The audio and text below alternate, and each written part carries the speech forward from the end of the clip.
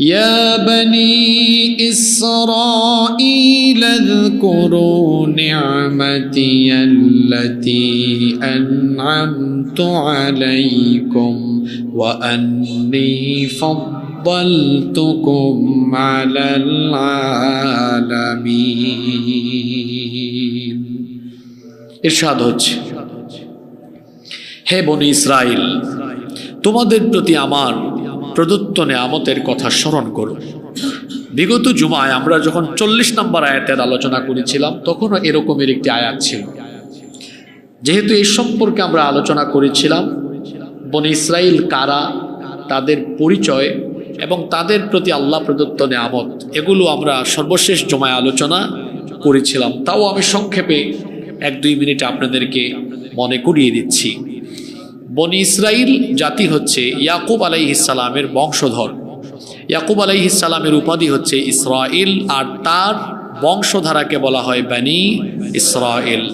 এই আয়াতে আল্লাহ বনি ইসরাইল জাতিকে অতীতের নেয়ামতের কথা স্মরণ করিয়ে দিচ্ছেন যে, হে বনি ইসরাইল জাতি, তোমরা স্মরণ করো, ইতিপূর্বে আমি তোমাদেরকে অসংখ্য নেয়ামত দিয়েছি। আর আল্লাহ তাদেরকে কি কি নেয়ামত দিয়েছেন সেগুলো কোরআনে কারীমের বিভিন্ন জায়গায় আল্লাহ তুলে ধরেছেন। যেমন কোরআনে কারীমের 16 নম্বর সূরা, কোরআনে কারীমের 45 নম্বর সূরা সূরাতুল জাসিয়া এর 16 নম্বর আয়াতে আল্লাহ তাআলা বলছেন, ওয়ালাকাদ আতাইনা বনি ইসরাঈলাল কিতাবা ওয়াল হুকমা ওয়ান নুবুওয়াতা ওয়া রাযাকনাহুম মিনাত তাইয়্যিবাতি ওয়া ফাদ্দালনাহুম আলাল আলামিন। আর অবশ্যই বনি ইসরাইলকে আমি কিতাব অর্থাৎ আসমানি কিতাব, 2 ওয়াল হুকমা রাষ্ট্র ক্ষমতা, 3 ওয়ান নবুওয়া তাদের বংশধারায় সবচেয়ে বেশি নবুওয়াত, ওয়া রাযাকনাহুম মিনাত তাইয়্যিবাত এবং পবিত্র রিজিক, এরা তো মান্না সালওয়া খাওয়া জাতি, 5 ওয়া ফাদ্দালনাহুম আলাল আলামিন আর বিশ্ববাসীর উপরে তাদের সমকালীন সময়ে তাদেরকে আল্লাহ শ্রেষ্ঠত্ব দিয়েছেন। সুবহানাল্লাহ।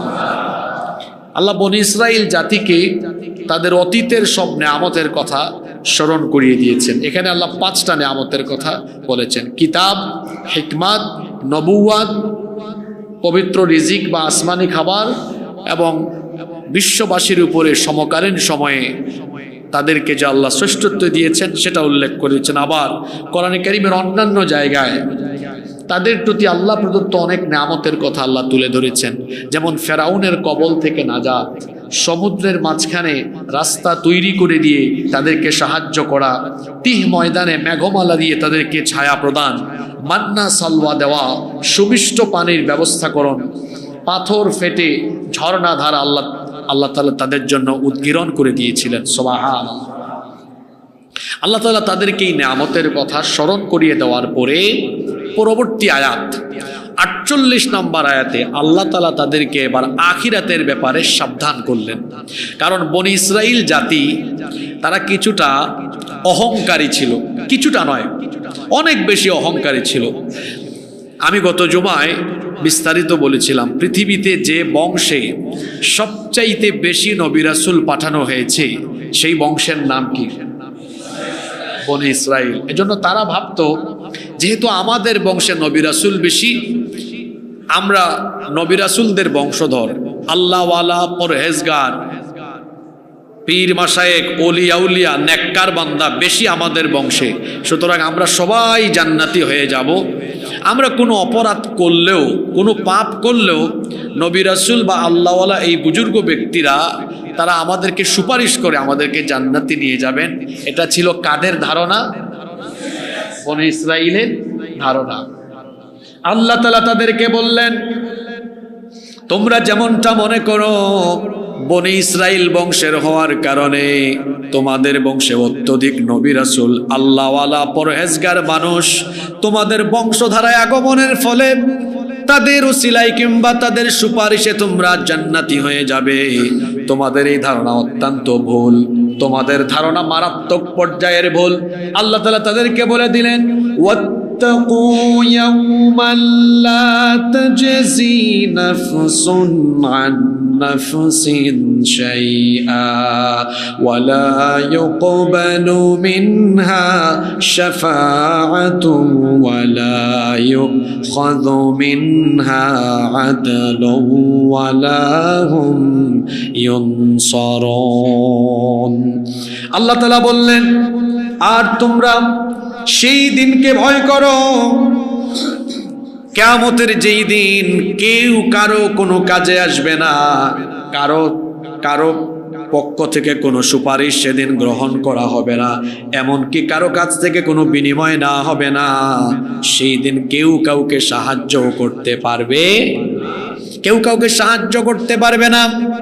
বনী ইসরাইল জাতি তারা মনে করত নবী রাসূল এবং আল্লাহওয়ালা বুজুর্গ ব্যক্তিরা আমাদের বংশধারায় আগমন করেছেন সবচাইতে বেশি, সুতরাং আমরা গুনাহ করলে পাপ করলেও তারা সুপারিশ করে আমাদেরকে জান্নাতে নিয়ে যাবেন।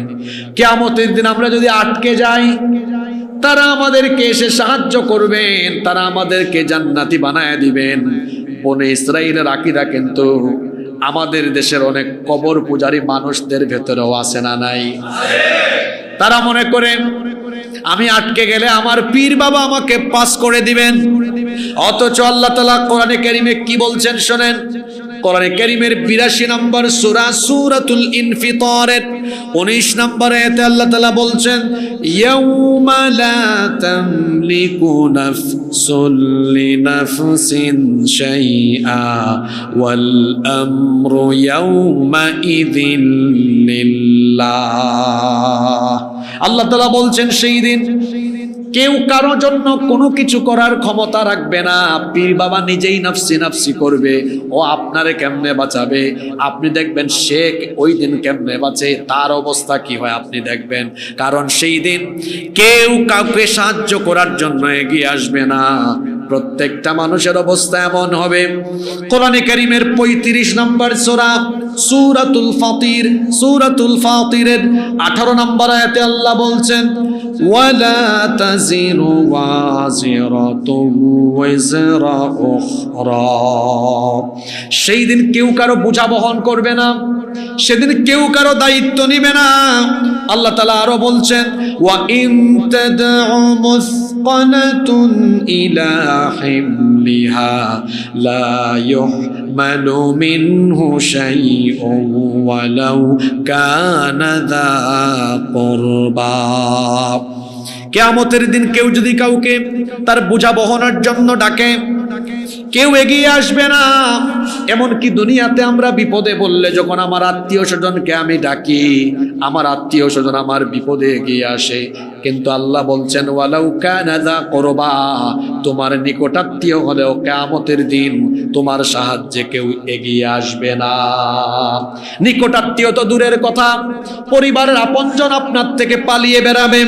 রব্বুল আলামিন কোরআনে কারীমের 80 নম্বর সূরা সূরা আবাসা এর 34 নম্বর আয়াত থেকে বলছেন, ইয়াউমা ইয়াফিরুল মারউ মিন আখিহি ওয়া উম্মিহি ওয়া আবিহি ওয়া সাহিবাতিহি ওয়া বানিহি লিকুল্লি ইমরিইম মিনহুম ইয়াউমা ইযিন শাআনু ইয়ুগনি। কি ভয়ঙ্কর কথা। সেদিন মানুষ তার ভাই, মা, বাবা, স্ত্রী, সন্তান সবার থেকে পালিয়ে বেড়াবে। লিকুল্লি ইমরিইম মিনহুম ইয়াউমা ইযিন শাআনু ইয়ুগনি। প্রত্যেক মানুষ তার নিজেকে নিয়ে ব্যতিব্যস্ত হয়ে পড়বে। নিজে ছাড়া অন্য কারোর জন্য চিন্তা করার কোনো সময়ও সেদিন থাকবে। পিতা তার সন্তানের পরিচয় দিবে না, সন্তান তার পিতামাতার পরিচয় দিবে না, ভাই ভাই বোনের পরিচয় দিবে না। কি কঠিন এক পরিস্থিতি কিয়ামতের ময়দানে বিরাজ করবে।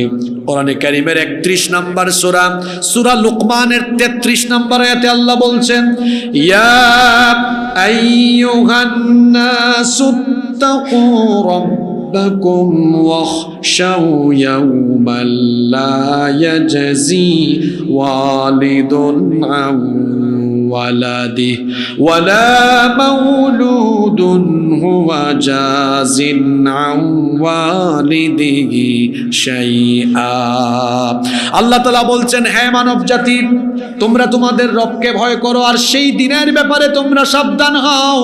সেই দিনকে ভয় করো যেই দিন পিতা পুত্রের কোনো উপকারে আসবে না, পিতা পুত্রের সাহায্যে এগিয়ে আসবে না, এমনকি পুত্রও তার পিতার জন্য কিছু করতে পারবে না। কত কঠিন, কি সাংঘাতিক, কি বিভীষিকাময় পরিস্থিতি আপনি চিন্তা করছেন। নিজের পরিবারের মানুষজন আপনার সাহায্যে এগিয়ে আসবে না, এটা বড় কঠিন দিন। কেউ কাউকে সাহায্য করবে না। এখন আমাদের মসজিদের কোনো একজন মুসল্লি বিপদে পড়লে দেখা যায় জুমার দিনে সবাই জানলে সবাই তার সাহায্যে এগিয়ে আসে। একজন মানুষ অসুস্থ হয়ে হাসপাতালে থাকলে আমরা মানবতার জায়গা থেকে তাকে দেখার জন্য হাসপাতালে ছুটে যাই। আমার কোনো আত্মীয় স্বজন বিপদে আপদে পড়ে গেলে আমি তার সাহায্যে ছুটে যাই। কিন্তু আল্লাহ বলছেন কিয়ামতের ময়দান বড় কঠিন হবে, কিয়ামতের ময়দান বড় ভয়ঙ্কর হবে। একমাত্র একজন মহামানব ছাড়া কিয়ামতের ময়দানে নবী রাসূল সহ সবাই নাফসি নাফসি জিকির করবেন। কেবলমাত্র একজন মহামানব, তিনি নিজের চিন্তা না করে উম্মতের জন্য তখন ফিকির করবেন। ইসরাফিল আলাইহিস সালাম যখন সিংহায় ফুৎকার মারবেন, তিনি তো সিংহায় ফুৎকার দিবেন দুইবার। প্রথমবার সিংহার ফুৎকারের পরে আসমান জমিন মহাবিশ্ব লণ্ডভণ্ড হয়ে গিয়ে কিয়ামতের মহাপ্রলয়ঙ্কারী ঘটনা ঘটে যাবে। সবকিছু ফান হয়ে যাবে, ধ্বংস হয়ে যাবে, কিছুই থাকবে না। এরপরে আল্লাহ ইসরাফিল আলাইহিস সালামকে আদেশ করবেন, তুমি এবার দ্বিতীয়বার সিংহায় ফুৎকার দিয়ে তোমার দায়িত্ব তুমি কমপ্লিট করো। ইসরাফিল আলাইহিস সালাম তিনি যখন সিংহায় ফুৎকার দ্বিতীয়বার দিবেন, কবর খুলে যাবে। কবর খুলে গিয়ে মানুষ কবর থেকে উঠতে থাকবে। সবার আগে আমার নবীর কবর খুলবে, আমার নবীকে সবার আগে উঠানো হবে। আল্লাহু আকবার। প্রত্যেক নবী রাসূল এবং সকল মানুষ কবর থেকে উঠে নফসি নফসি জিকির করে করে উলঙ্গ অবস্থায়, গায়ে কোনো কাপড় চোপড় থাকবে না, খালি পায়ে খতনাবিহীন নগ্ন পদে উলঙ্গ হয়ে মানুষ হাসরের ময়দানে দৌড়াতে থাকবে। নফসি নফসি জিকির করে মানুষ পেরেশান হয়ে যাবে। কিন্তু একজন মহামানবের মুখে তখন ব্যতিক্রমী আওয়াজ শোনা যাবে। কবর থেকে উঠেই তিনি জিবরিলকে বলবেন, ইয়া জিবরিল আইনা উম্মতি আইনা উম্মতি। জিবরিল, আমার উম্মত কোথায়? তারা কি জাহান্নামে চলে গেল নাকি? আল্লাহু আকবার। রাহমাতাল লিল আলামিন, তিনি কবর থেকে উঠে আমাদেরকে স্মরণ করবেন। সুবহানাল্লাহ। কেউ কারো সাহায্যে এগিয়ে আসবে না। বনি ইসরাইলের ব্যাপারে আল্লাহ আয়াত নাজিল করেছেন। তারা মনে করত আমাদের বংশে সবচাইতে বেশি নবী রাসূল এসেছে, লক্ষ লক্ষ নবী আমাদের বংশে। এত আল্লাহওয়ালা, এত পরহেজগার, এত বুজুর্গ ব্যক্তি আমাদের বংশে থাকা সত্ত্বেও কেমনে আমরা জাহান্নামে যাব? তারা তো টেনে আমাদেরকে জান্নাতে নিয়ে যাবেন।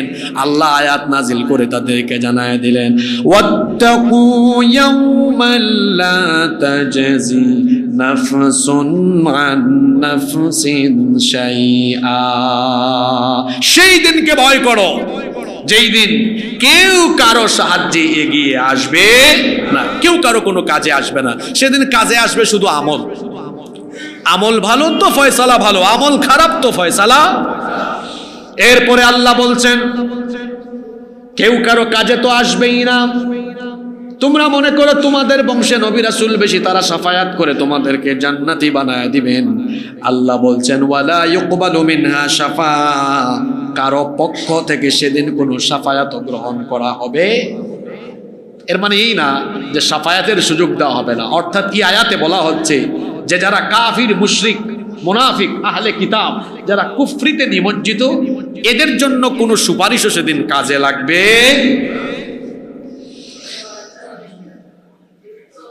যারা কাফির, মুশরিক, বেঈমান, তাদের জন্য কোনো সুপারিশও কাজে লাগবে না। কারণ আল্লাহ তাআলা কোরআনে কারীমের 39 নম্বর সূরা সূরাতুজ জুমারের 7 নম্বর আয়াতে বলেছেন, ওয়ালা ইয়ারদা লিইবাদিহিল কুফর।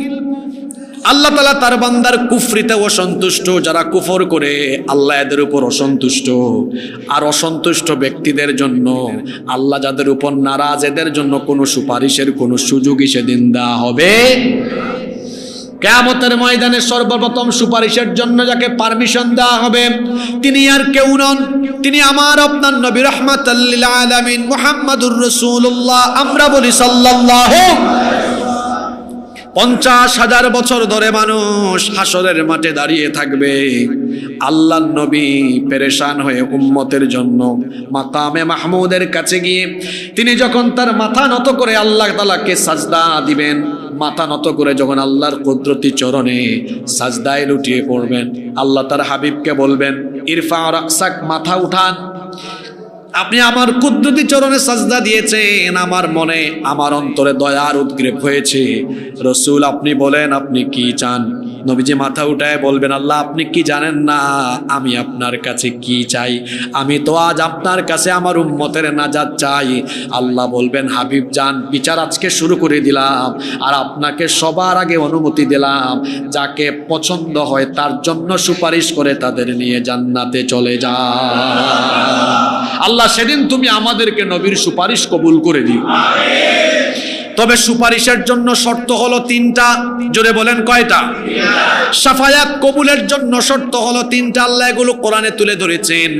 1 নাম্বার শর্ত হলো যেই ব্যক্তি আল্লাহর অনুমতি পাবেন কেবলমাত্র তিনিই কিয়ামতের দিন সুপারিশ করতে পারবেন, আর সবার আগে অনুমতি দেওয়া হবে আমার আপনার নবী মুহাম্মাদুর রাসূলুল্লাহ সাল্লাল্লাহু আলাইহি ওয়াসাল্লামকে।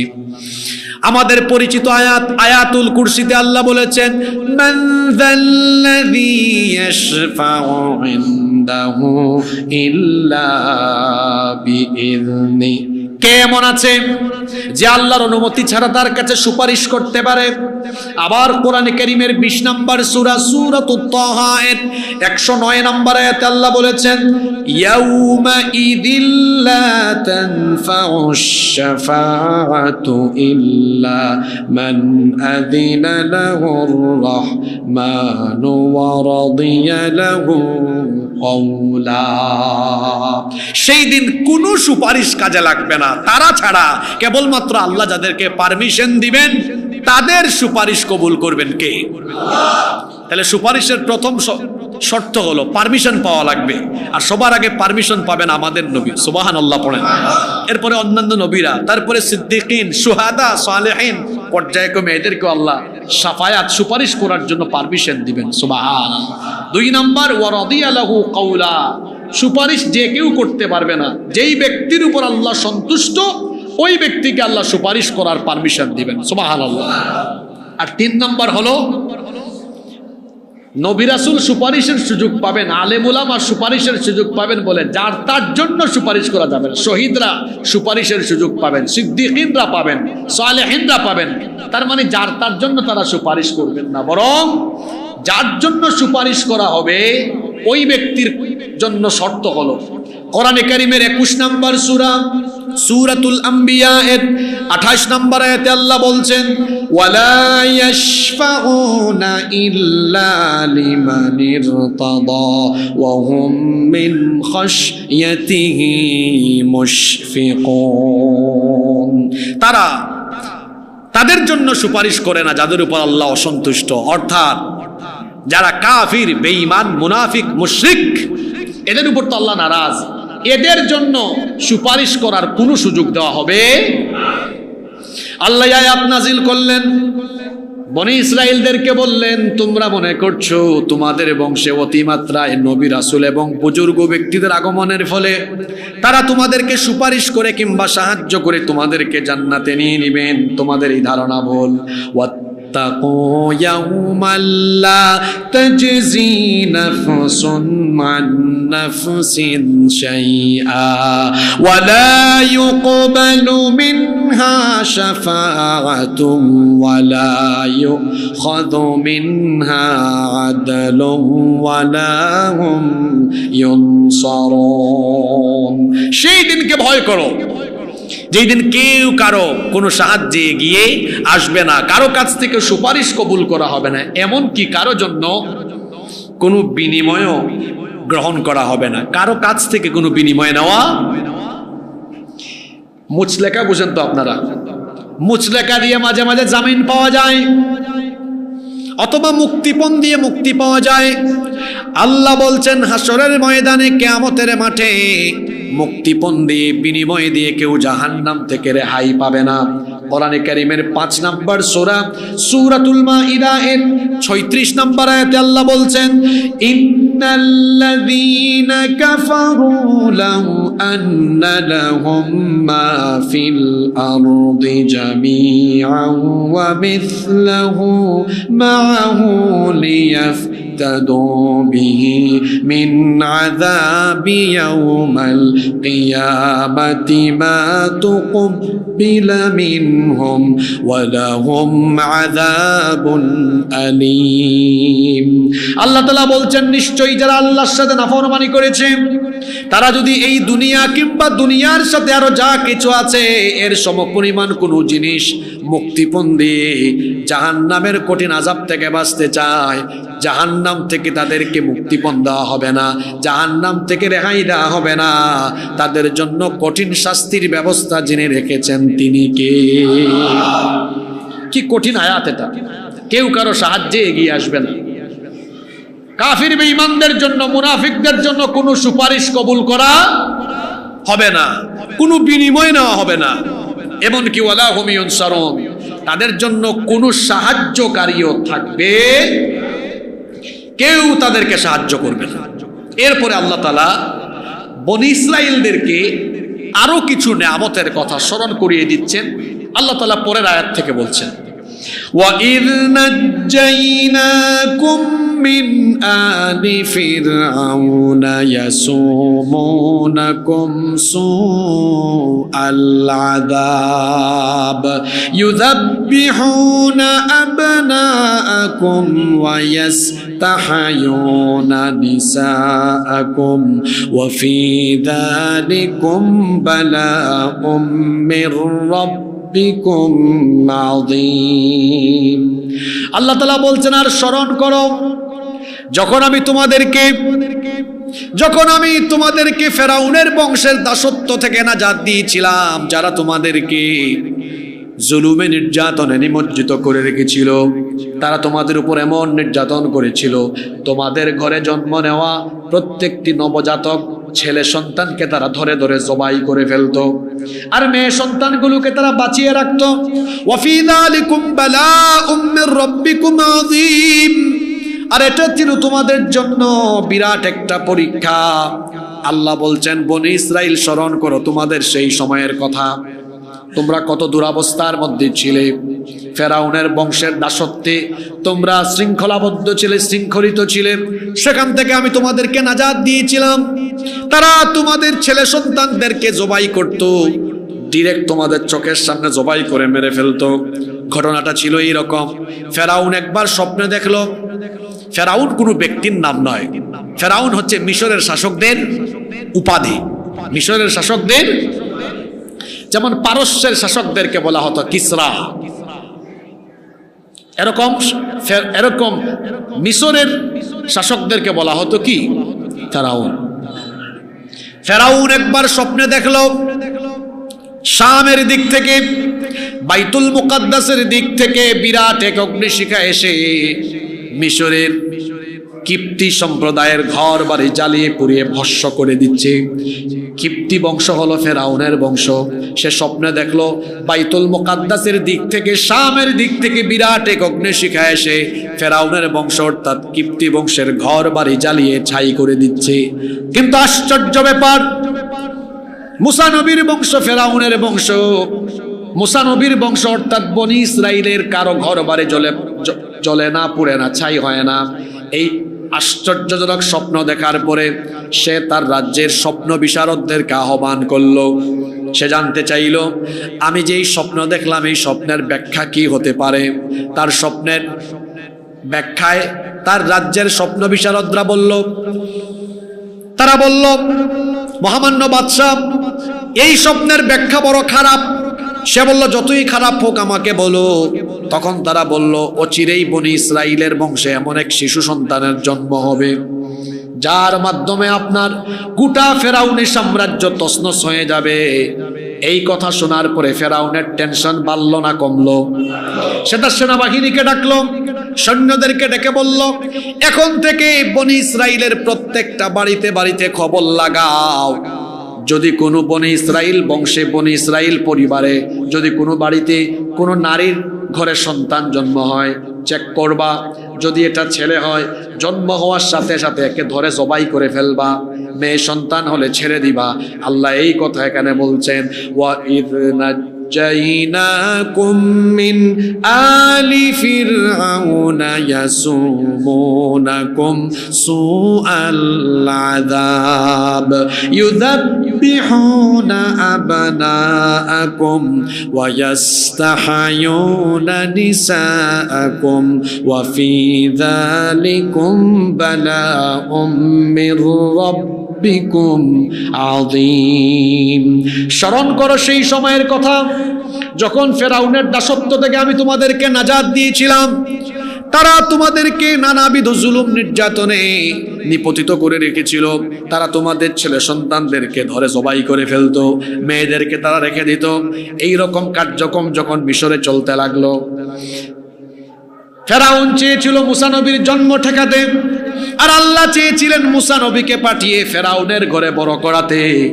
আল্লাহর পরিকল্পনার বাস্তবায়ন হলো, আল্লাহ তাআলা ফেরাউনের অগোচরে, ফেরাউনের অজান্তে মুসা নবীকে জন্ম দিলেন। এই কাহিনী অনেক লম্বা, এটা আমি আপনাদেরকে অনেকবার শুনিয়েছি। জন্ম হওয়ার পরে আল্লাহ তাআলা বা পরিকল্পনায় ফেরাউনের ঘরে তাকে ঢুকাইয়া দিলেন। যে ফেরাউন মুসার ভয়ে ছিল, সেই ফেরাউনের ঘরে আল্লাহ মুসা নবীকে ঢুকায়া ফেরাউনের তত্ত্বাবধানে রাজকীয় কায়দায় বড় হওয়ার ব্যবস্থা করে দিয়েছে।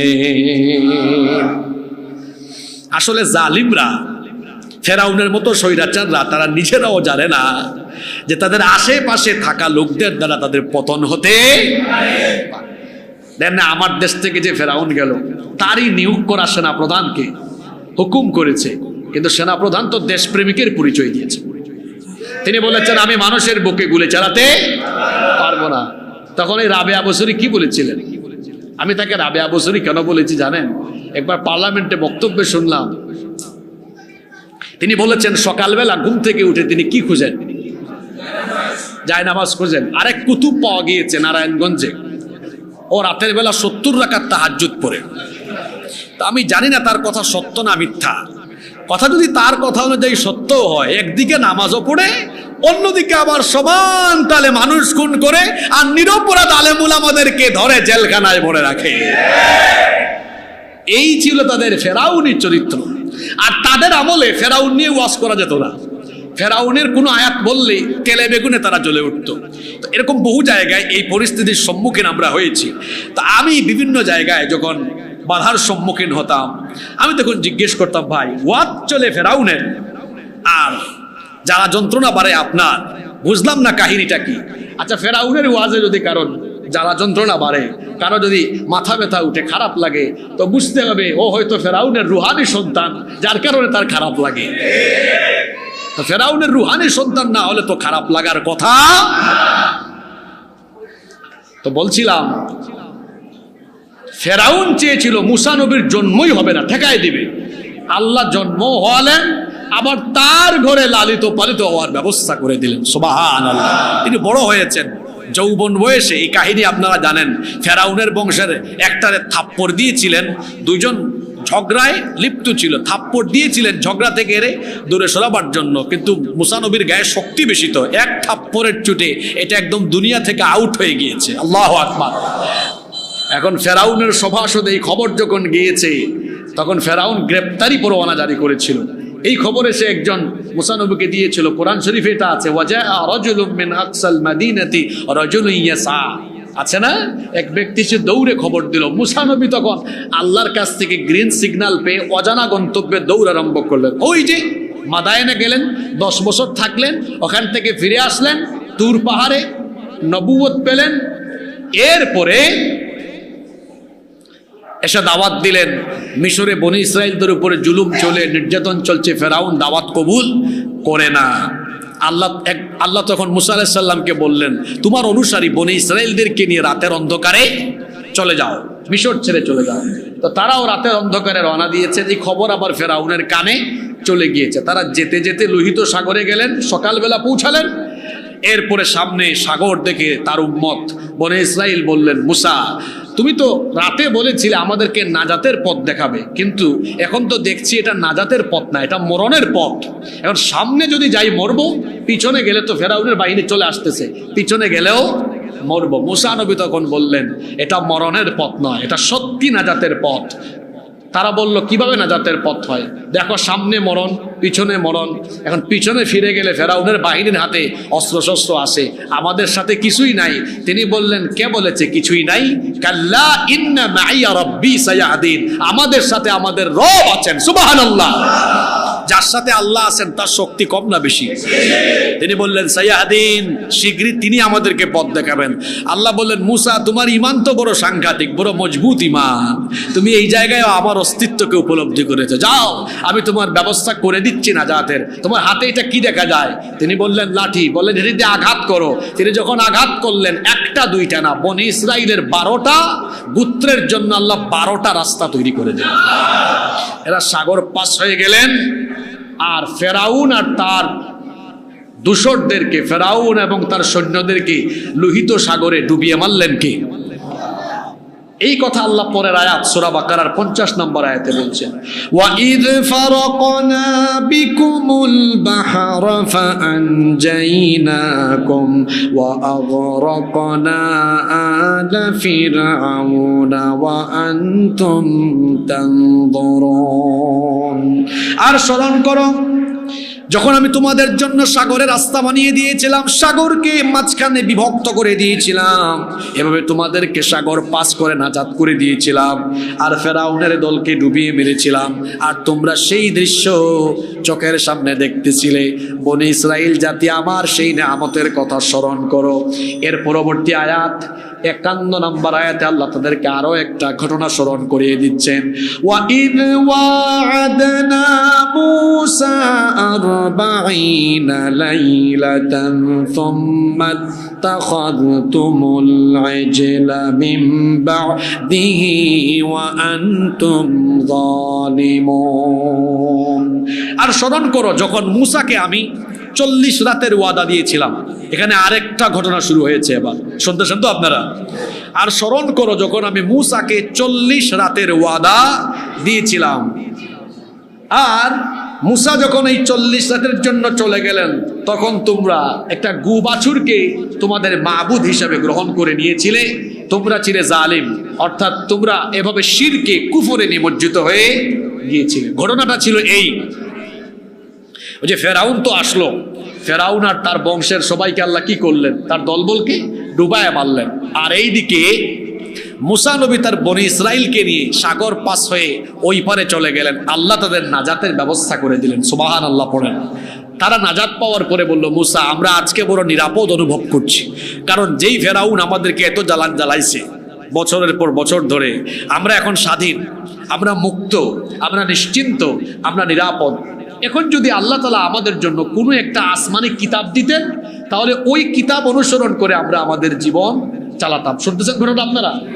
দেখেন, তারা চাইতেছে যে এখন তো আমরা ফেরাউন মুক্ত, এখন যদি আল্লাহ আমাদেরকে একটা কিতাব দিতেন, আসমানি কিতাব, তাহলে ওই আসমানি কিতাব অনুকরণ করে আমরা আমাদের জীবন চালাতাম। আল্লাহ তাআলা মুসা নবীকে বললেন, ঠিক আছে মুসা, তোমার উম্মতের মনোবাসনা পূরণ করব, তুমি 1 মাসের জন্য 30 দিনের জন্য তুর পাহাড়ে যাও। কোন পাহাড়ে? তা আপনারা বলবেন, এই আয়াতে তো আল্লাহ 40 রাতের কথা বলেছেন। প্রথমে আল্লাহ বলেছিলেন 30 রাতের কথা, পরে আরো 10 রাত বাড়িয়েছেন। কোরআনের এক আয়াতের তাফসীর পাওয়া যায় অন্য আয়াতে। কোথায় আছে এটা দেখেন, কোরআনে কারীমের 7 নম্বর সূরা সূরাতুল আ'রাফের 142 নম্বর আয়াতে আল্লাহ বলছেন, وواعدنا موسى 30 ليلة وأتممناها ب10 فتم ميقات ربه 40 ليلة। আর স্মরণ করো যখন আমরা যখন মূসার সাথে ওয়াদা করেছিলাম, 30 রাতের ওয়াদা করেছিলাম, বলেছিলাম 30 রাতের জন্য তুমি তুর পাহাড়ে চলে যাও। মুসা নবী গেলেন, সেই মাসটা ছিল জিলকদ মাস। কোন মাস? রাইসুল মুফাসসিরিন আব্দুল্লাহ ইবনে আব্বাস রাদিয়াল্লাহু আনহুমা তিনি আয়াতের তাফসীর করেছেন। তাফসীর ইবনে কাসিরের ভেতরে এসেছে, আব্দুল্লাহ ইবনে আব্বাস রাদিয়াল্লাহু আনহুমা বলেছেন, মুসা নবীকে আল্লাহ বললেন 30 রাতের জন্য তুর পাহাড়ে যাও। তিনি 30 রাত তুর পাহাড়ে গিয়ে সেখানে 30 দিন 30 রাত থাকলেন, সিয়াম পালন করলেন, ইতিকাফ করলেন, সেখানে তিনি ইবাদত বন্দেগী করলেন। এরপরে আল্লাহ বললেন, সামনে জিলহজের মাস, জিলহজ মাসের প্রথম 10 দিন হলো সারা বছরের সবচাইতে শ্রেষ্ঠ দিন। সুবহানাল্লাহ। আল্লাহ বললেন, মূসা তুমি আরো 10 দিন এখানে থাকো। 30 আর 10 হইল কত? 40 দিনের জন্য আল্লাহ বললেন। মুসা নবী যাওয়ার সময় তার ভাই হারুন আলাইহিস সালামকে বলেছিলেন, ওয়াকালা মূসা লিআখিহি হারুন আখলুফনি ফি কওমি ওয়া আসলিহ ওয়া লা তাত্তাবি' সাবিলাল মুফসিদিন। মুসা আলাইহিস সালাম তার ভাই হারুন আলাইহিস সালামকে বলেছিলেন, হে আমার ভাই হারুন, আমার অনুপস্থিতিতে বনি ইসরাইলের প্রতিনিধি হলে তুমি দায়িত্ব পালন করবে, তাদেরকে ইসলাহ করবে, সংশোধন করবে, খবরদার ফাসাদকারীদের অন্তর্ভুক্তকারী হবে না। তিনি চলে গেলেন ওখানে কতদিনের জন্য? জোরে বলেন, কতদিন? 40 দিন ইবাদত বন্দেগী করার পরে জিলহজ মাসের 10 তারিখে, দেখেন আমাদের নবীর সাথে মুসা নবীর মিল আছে। জিলহজ মাসের 10 তারিখে আল্লাহ তাআলা নবীজির কাছে ওই যে বিদায় হজের দিনে আয়াত নাজিল করেছিলেন। আল্লাহ তাআলা এই বিদায় হজের দিনে ইসলামকে পরিপূর্ণ করে দিয়েছিলেন। সুবহানাল্লাহ পড়েন। মুসা নবীকে আল্লাহ তাআলা ওই জিলহজের 10 তারিখে তাওরাত দিয়েছিলেন। মুসা নবীর সাথে আল্লাহ ওই তুর পাহাড়ে দ্বিতীয়বারের মতো আবার কথা বললেন। সুবহানাল্লাহ। প্রথমবার হয়েছিল কথা ওই মিশর থেকে, মাদিয়ান থেকে আসার সময়, মাদিয়ান থেকে মিশরে আসার সময়, আর এখন দ্বিতীয়বার কথা হচ্ছে। আর মুসা নবী ওই দিন কথা বলতে বলতে আবেগতাড়িত হয়ে বলেছেন, আল্লাহ আমি আপনাকে দেখতে চাই। কি বললেন? আল্লাহ বললেন, লান তারানি, তুমি আমাকে কখনো দেখতে পারবে না। তিনি বললেন, না আল্লাহ, আপনাকে আমি দেখেই ছাড়বো। আপনার সাথে কথা বলে এত মজা পাইছি, আপনি এত সুন্দর কথা বলেন, না জানি আপনি দেখতে কত সুন্দর হবেন। সুবহানাল্লাহ। আল্লাহ বললেন, না তুমি আমাকে দেখতে পারবে না। লান তারানি, মুসা নবী তো নাছুর বান্দা, আমি দেখেই ছাড়বো। আল্লাহ তাআলা বললেন, ঠিক আছে তুমি পাহাড়ের দিকে তাকাও, যদি পাহাড়ের দিকে তাকায় ফিট থাকতে পারো তাহলে তুমি আমাকে দেখতে পারবে। আল্লাহ তাআলা নূর থেকে সামান্য একটু নূরের তাজাল্লি তুর পাহাড়ের উপর যখন দিয়েছিলেন, মুসা আলাইহিস সালাম এটা দেখে, তুর পাহাড় তো জ্বলে গিয়েছিল এবং তিনি তখন বেহুশ হয়ে এখানে পড়ে গিয়েছিলেন। আল্লাহু আকবার। হুশ ফিরে আসার পরে তিনি বলেন, আল্লাহ আমি ভুল করে ফেলেছি, আমাকে ক্ষমা করে দাও। আমি বুঝতে পেরেছি দুনিয়ার দুর্বল এই চর্মচক্ষু নিয়ে তোমার মতো সর্বশক্তিমান আল্লাহকে দেখা যাবে না। তবে হ্যাঁ, আল্লাহকে দেখা যাবে। কোন দিন? কিয়ামতের দিন জান্নাতে একটা অনুষ্ঠান হবে, যেদিন আল্লাহ জান্নাতীদের সামনে সরাসরি আসবেন। সুবহানাল্লাহ। আল্লাহ সেই অনুষ্ঠানে আমাদেরকে শামিল করে দিও। মুসা আলাইহিস সালাম ফিরে আসলেন। মুসা আলাইহিস সালাম ওইদিকে গিয়েছেন 40 দিনের জন্য, আর এইদিকে সামেরি, নাম কি বললাম? সামেরি। এ ছিল কপট মুনাফিক টাইপসের। মুসা আলাইহিস সালাম তার ভাই হারুন আলাইহিস সালামকে দায়িত্ব দিয়ে গেলেন। এই সুযোগে সামেরি চিন্তা করলো, আমি এই সবগুলাকে মুনাফিকার মুশরিক বানিয়ে ছাড়বো। এখানে মাঝখানে আরেকটা ঘটনা হলো, এই যেদিন রাতে মুসা নবী বনি ইসরাইলকে নিয়ে মিশর থেকে বের হয়েছিলেন, এটা যাতে ফেরাউন আর তার বংশের মানুষজন টের না পায়, এজন্য তারা বনি ইসরাইলদের কাছ থেকে কিছু অলংকার, স্বর্ণ ধার করে এনেছিল, যে আমাদেরকে কয়েকদিনের জন্য দাও, আমরা একটু উৎসবে যাচ্ছি, মেলায় যাচ্ছি, তারপর তোমাদেরকে দিয়ে দিব। এরকম তারা প্রত্যেকেই বনি ইসরাইলের কাছ থেকে স্বর্ণ ধার করে এনেছিল। শুনতেছেন তো? এখন সামেরি বলল, মুসা নবী যখন ওই তুর পাহাড়ে চলে গেলেন, সামেরি বলল, আচ্ছা শোনো, তোমরা যে সেদিন রাতে কিছু স্বর্ণ নিয়ে এসেছিলে, এগুলার মালিক তো তোমরা নও, অন্যদিকে এরা বেঁচেও নাই, বেঁচে থাকলে তাদের স্বর্ণ তাদের কাছে ফিরিয়ে দিতা, কিন্তু এখন ফিরিয়ে দেওয়ার সুযোগ নাই বলে এটা ব্যবহার করাও তো তোমাদের জন্য হালাল হবে না, কারণ এটার মালিক তোমরা নও। তো তারা বলল, তাহলে আমরা এখন কি করতাম? সে বলল, দেখি আমি হারুন আলাইহিস সালামের সাথে একটু এই ব্যাপারটা নিয়ে আলোচনা করি, তিনি কি বলেন। সামেরি গিয়ে হারুন আলাইহিস সালামকে বলল, আমার মনে হয় যে আমরা যে স্বর্ণগুলো ধার করে এনেছিলাম, এগুলো একটা গর্তের মধ্যে আমরা নিক্ষেপ করি, তারপরে আগুন দিয়ে এগুলো পুড়াইয়ে দেই। হারুন আলাইহিস সালাম বললেন ঠিক আছে তাই করি, আমরা একটা গর্তের মধ্যে সব স্বর্ণ যে যতটুকু এনেছিল, যেহেতু এগুলোর মালিক আমরা না, ওখানে ফেলে দেই, নিক্ষেপ করে তারপরে আগুন জ্বালাই দিব, আর আমার ভাই আমাদের নবী মুসা আলাইহিস সালাম আসার পরে তিনি সিদ্ধান্ত নেবেন। এই সিদ্ধান্ত মোতাবেক প্রত্যেকেই একটা গর্তের ভেতরে কি ফেলতে লাগলো, স্বর্ণ। কিন্তু সামিরি ফেললো না। সামিরি সবার শেষে একদম লাস্টে হাত মুষ্টিবদ্ধ করে আসলো। ঘটনাক্রমে ওই সাগর যেদিন দুই ভাগ হয়েছিল আর ফেরাউন ডুবে মরেছিল তার দলবল নিয়ে, ওই দিন সামিরি নিজের চোখে জিব্রিল আমিনকে নামতে, অবতরণ করতে এবং তার ঘোড়ার পদচিহ্ন সে দেখেছিল। সুবহানাল্লাহ। সে দেখেছিল জিব্রিল আমিনের ঘোড়া যেখানেই পড়েছে ওই জায়গা সবুজ, সজীব এবং সতেজ হয়ে গিয়েছে। সুবহানাল্লাহ। সে কি করেছিল, ওই দিন সবার অগোচরে ওখান থেকে কিছু মাটি সংগ্রহ করে রেখেছিল। সবাই যখন ওই গর্তের মধ্যে স্বর্ণ অলংকার ফেললো, সব শেষে সে এসে হাত মুষ্টিবদ্ধ করে তার ওই হাতের মাটি যখন ওই গর্তের মধ্যে ফেললো, তখন ওই মাটির বরকতে ওই পুড়ে যাওয়া গলে যাওয়া স্বর্ণগুলোতে একটা অবয়ব তৈরি হলো, গুবাছুরের একটা অবয়ব তৈরি হয়ে এটা জীবিত হয়ে হাম্বা হাম্বা বলে ডাকা আরম্ভ করলো। সামেরি বলল, দেখছো মুসা তো আমাদেরকে ফেলে চলে গিয়েছে, আমরা কেন বিভ্রান্ত হবে? এটা আমাদের রব, এটা আমাদের খোদা, চলো তার আমরা উপাসনা করি। নাউযুবিল্লাহি মিন যালিক। ওইদিকে মুসা নবী তো তওরাত কিতাব পেয়েছেন, আল্লাহর সাথে কথাও বলেছেন, দেখতে চেয়েছেন, দেখতে পারেন নাই। কেউ কোনোদিন আল্লাহকে দেখতে পারবেও না। জান্নাতে দেখা হবে ইনশাআল্লাহ। মুসা নবী 40 দিন পরে ফিরে আসলেন, দেখলেন হায় হায় হায়, বনি ইসরাইল কি আরম্ভ করেছে, গোবাছুরের পূজা আরম্ভ করেছে। তিনি তার ভাই হারুন আলাইহিস সালামকে, মুসা নবীর রাগ কম ছিল না বেশি ছিল, এসে ধরছেন কোথায় জানেন, দাড়ির মধ্যে, দাড়ির টান দিয়ে ধরেছেন। হারুন আলাইহিস সালাম ছিলেন সহজ সরল প্রকৃতির মানুষ, বলেন ভাই আমার দাড়িটা ছাড়েন, এভাবে টানিয়েন না। তিনি দাড়ির জুড়ে টান দিয়ে বলেন, হারুন তোমাকে দায়িত্ব দেওয়া সত্ত্বেও আমার উম্মত দিকভ্রান্ত হলো কিভাবে? তিনি বললেন, আমি চেষ্টা করেছি, বাধাও দিয়েছি, ওই সামেরিকে ধরেন, সে সব কিছুর মূল। সামেরি তো ভয় পেয়েছে। মুসা নবী রাগ কম না বেশি? একটু আগে বললাম না, থাপড়াইছে। আরে এটা তো এমন নবী, শুধু মানুষ থাপ্পড় মারেন নাই, উনি তো মালাকুল মউতকেও থাপ্পড় দিয়েছেন। আল্লাহু আকবার। এটা কি জাতের নবী বুঝেন না? পৃথিবীতে কেউ মালাকুল মউতকে থাপ্পড় লাগাইতে পারে নাই।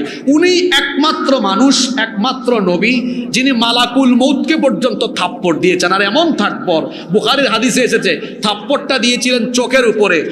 চোখের উপরে যখন থাপ্পড় মেলেছিলেন, ফেরেশতাই থাপ্পড় খাইয়া আল্লাহর দরবারে গিয়েছে। আল্লাহু আকবার। মুসা নবী বললেন, সামেরি এদিকে আসো। সামেরি তখন সব স্বীকার করলো। সামেরিকে মুসা নবী বললেন, তোমার জন্য শাস্তি হলো, তুমি এখন থেকে এমন যে তোমাকে কেউ ছুঁইতে পারবে না, তুমিও কাউকে ছুঁইতে পারবে না। জীবজন্তু জানোয়ারের মতো তার জীবন এর পরবর্তীতে অতিবাহিত হয়েছে। আর যারা গুবাছুরের পূজা করেছিল তারা তখন অনুতপ্ত হলো, বলল, হে আমাদের নবী মুসা, আমরা কি করতে পারি? তিনি বললেন, আল্লাহ জানিয়েছেন তওবা করো, তবে তওবা করলেই শেষ নয়, তোমাদের জন্য আল্লাহর তরফ থেকে শাস্তি হলো, যারা গোবাছুরের পূজা করো নাই, তোমরা যারা গোবাছুরের পূজা করেছে তাদেরকে হত্যা করবে, মৃত্যুদণ্ড নিশ্চিত করা হবে। তোমরা আগে ভাগেই তওবা করো, তোমাদেরকে হত্যা করা হলেও আল্লাহ তোমাদেরকে মাফ করবেন, যেহেতু অনুতপ্ত হয়েছ, কিন্তু মৃত্যুদণ্ড থেকে রেহাই দেওয়া হবে না। এই আয়াতে, অর্থাৎ একেবারে আপনার 51 নম্বর আয়াত থেকে 54 নম্বর আয়াত সূরা বাকারার, এই আয়াতগুলোতে এই কাহিনী এভাবে বর্ণিত হয়েছে।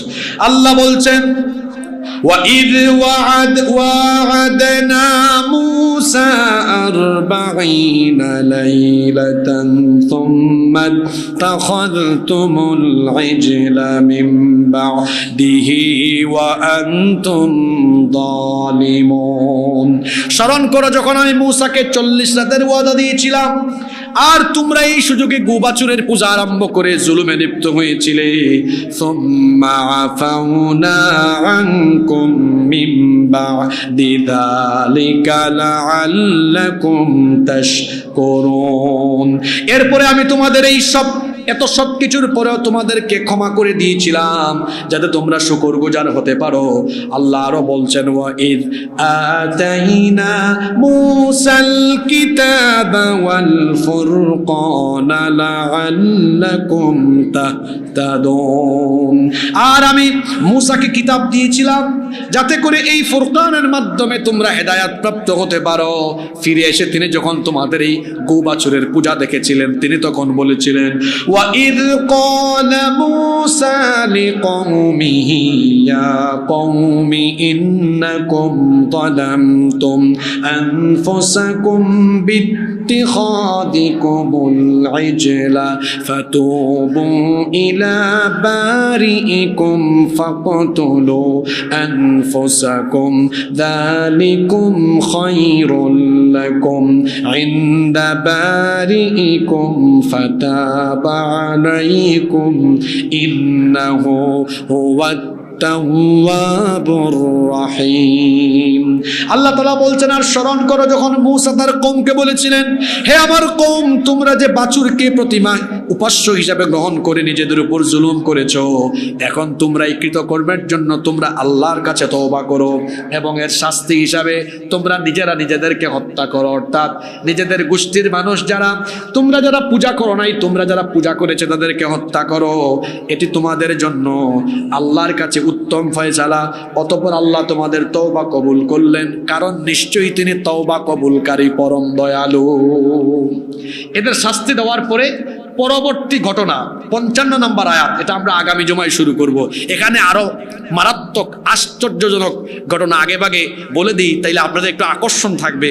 ওই যে মূসা নবী তুর পাহাড়ে গিয়ে কিতাবও নিয়ে এসেছেন, আবার আল্লাহর সাথে কথাও বলে এসেছেন। এটা যখন তাদেরকে বলছে, তারা বলে, ঠিক আছে মূসা, আল্লাহর সাথে আমরা কথা বলবো, দেখাও করব, কথা বলবো না, দেখা করবো না যতক্ষণ, ঈমান আনবো না ততক্ষণ। এরপরে ওখানে যাওয়ার পরে কাহিনী কি হয়েছে এটা আমরা আগামী জুমায় আলোচনা করবো ইনশাআল্লাহ। আর আলোচনা আরো বেশি প্রাণবন্ত হবে যখন আপনারাও একটু পড়ালেখা করে আসবেন। আজকে আমরা 47 থেকে 54 নম্বর আয়াত পর্যন্ত আলোচনা করলাম। আগামী জুমায় আমরা কত নম্বর? 55 থেকে আলোচনা করবো। আপনারা একটু বাড়িতে 55 নম্বর আয়াত থেকে 10-15 আয়াত অন্তত অনুবাদ পড়ে আসবেন, পারবেন না ইনশাআল্লাহ? ইনশাআল্লাহ।